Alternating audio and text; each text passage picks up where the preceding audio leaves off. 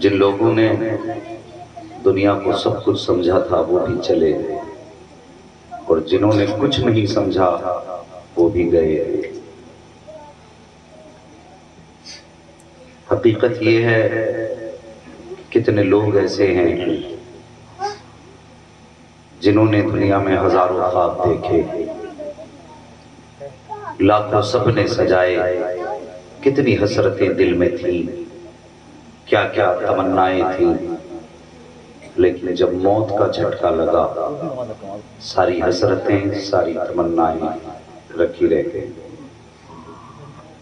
کسی نے کہا تھا بھروسہ مت کرو سانسوں کی ڈوری ٹوٹ جاتی ہے، چھتیں محفوظ رہتی ہیں حویلی ٹوٹ جاتی ہے۔ یہ دنیا آنی جانی ہے، انسان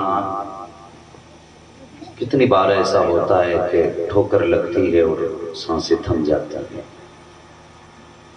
ہمیں اور آپ کو اپنی زندگی کو بہتر طریقے سے گزارنا ہے، اور سب سے بہتر طریقہ یہ ہے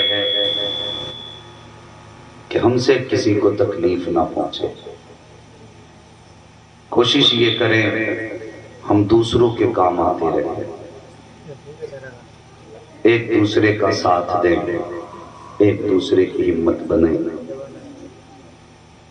کوئی کسی کو رسوا کرنے کی کوشش نہ کرے، کوئی یہاں بڑا بننے کی کوشش نہ کرے۔ مزاج میں جس کے بھی غرور اور تکبر آیا ہے اللہ نے اس کو ذلیل و رسوا کیا ہے۔ یہ دنیا کی رسوائی ہے، مرنے کے بعد بھی خیریت نہیں ہے۔ آج ہمارا معاشرہ، ہمارا سماج ایک دوسرے کی تکلیف سے پریشان ہے۔ ابھی 2-3 دن پہلے کی خبر ہے کہ کسی نے گوشت کاٹ کے کسی کے کھیت میں ڈال کر کے اس کو پھنسانے کی کوشش کی۔ اور بھائی یہ پھنسنے والے بھی مسلمان ہیں، پھنسانے والے بھی مسلمان ہیں۔ ہم کس ڈگر پہ چلنے لگے ہیں؟ ہمارا قدم کدھر جا رہا ہے؟ اگر ہم کسی کو سکھ نہیں دے سکتے ہیں تو پھر کسی کو دکھ دینے کا بھی ادھیکار نہیں ہے۔ اگر اللہ توفیق دے تجھے کوئی بندہ دکھ میں دکھائی دے تو کسی کو دکھا کے نہیں، تماشے کر کے نہیں، کسی کی عزت کو اچھال کے نہیں، رات کے سناٹے میں اس کی مدد کر دے۔ کسی کو خبر ہو نہ ہو، جس کی رضا کے لیے تم کسی کی مدد کر رہے ہو وہ مدینے والا مصطفیٰ دیکھ رہا ہے۔ اور اگر حضور دیکھ لیں تو پھر کسی کو دکھانے کی ضرورت ہی نہیں رہ جاتی ہے۔ آج ہم اپنے سماج کو دیکھیں، ایک ہنگامہ محشر ہو تو بھولوں اس کو، سینکڑوں باتوں کا رہ رہ کے خیال آتا ہے۔ ہمارے سماج میں نکاح میرے حضور کی سنت ہے، اور اتنی عظیم سنت ہے کہ نکاح کے بعد ہر عبادت کا ثواب 2 گنا کر دیا جاتا ہے۔ لیکن آج نکاح اتنا مشکل ہو گیا ہے کہ غریبوں کا تو جینا ہی حرام ہو گیا ہے۔ ایک کمزور آدمی بیٹی کو رخصت کرنے سے پہلے 1000 بار سوچتا ہے۔ بھائی اگر کوئی بندہ اپنی مرضی سے اپنی بیٹی کو ساری جائیداد اٹھا کے دے دے، یہ اس کی اپنی مرضی ہے، لیکن کسی کے اوپر بوجھ بن کر کے گلا دبا کے اس سے نہ مانگ۔ اگر ہم مانگ لیں اور وہ ہمیں دے بھی دے تو کیا گارنٹی ہے کہ ہم اس دولت کے سہارے دنیا میں زیادہ دیر تک باقی رہ سکتے؟ شادی بیاہ میں بڑھتے ہوئے فضول خرچے، بڑی بڑی ڈیمانڈیں، آپ کی طرف تو کچھ بھی نہیں۔ ہمارے علاقے میں تو 10-10 لاکھ روپے کیش مانگا جاتا ہے، 20-20 لاکھ روپے، اور کتنے غریب باپوں کے فون آتے ہیں کہ مولانا کوئی ایسا بیان کرو جس سے سماج میں کم سے کم اتنی تو انسانیت آ جائے کہ غریب انسان اپنی بیٹی کو عزت سے رخصت کر سکے۔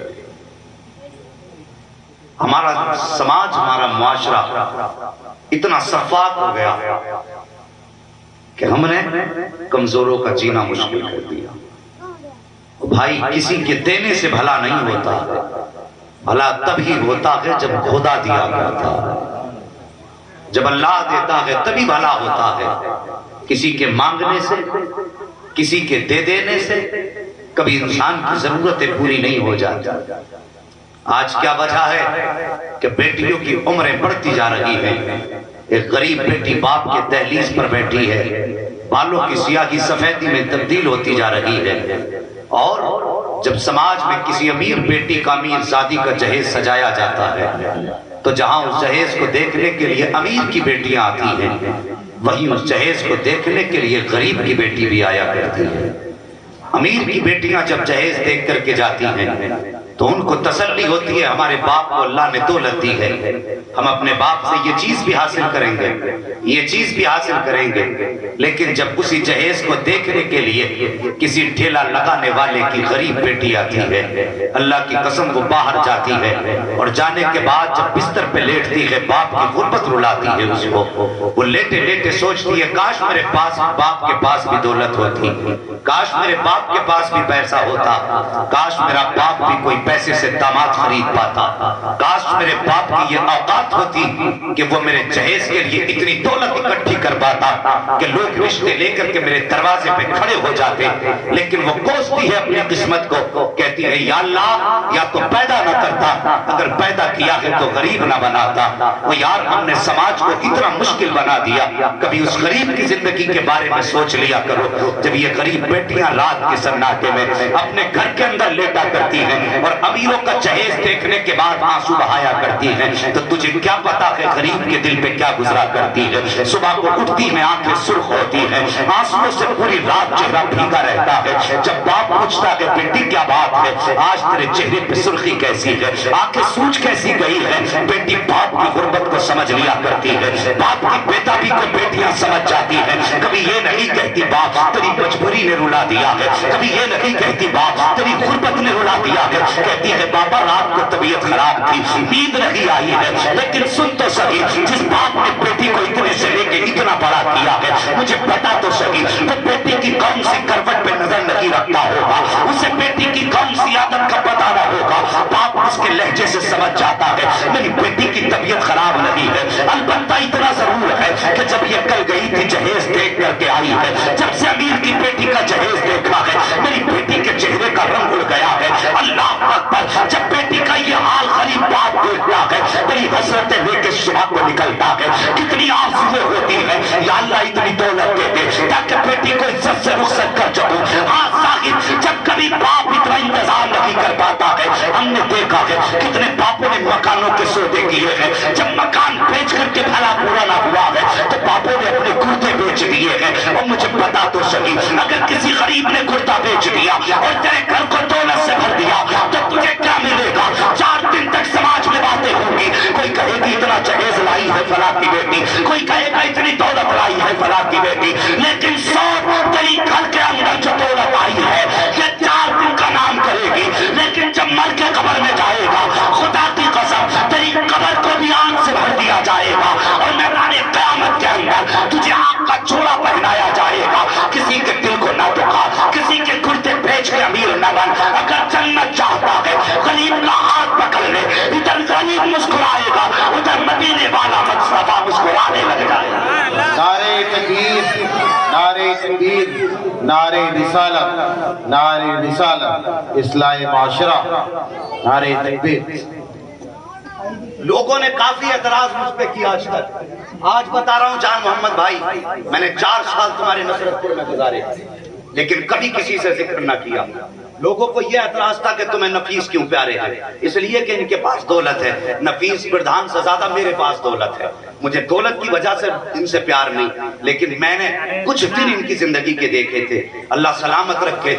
رات کے سناٹے میں جب دنیا سوتی تھی انہوں نے راتوں میں اٹھ اٹھ کے غریبوں کے گھر میں خرچے پہنچائے۔ میں کہتا ہوں صاحب اخلاق اچھے کرو، ایک دن مرنا ہے، ایک دن مرنا ہے، یہ دولت کب تک اور کتنے دن تک تمہارے کام آئے گی؟ جب مر جاؤ گے کوئی تمہارے نام پہ 50,000 دینے والا نہیں ہے بھائی، کوئی نہیں ہے. آج ایسے کام کر جاؤ کہ قبر میں چہرے سے کفن بعد میں ہٹایا جائے, مدینے والا مصطفیٰ پہلے آ جائے.